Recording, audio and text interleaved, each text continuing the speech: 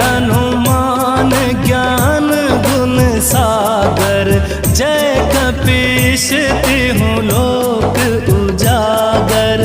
राम दूत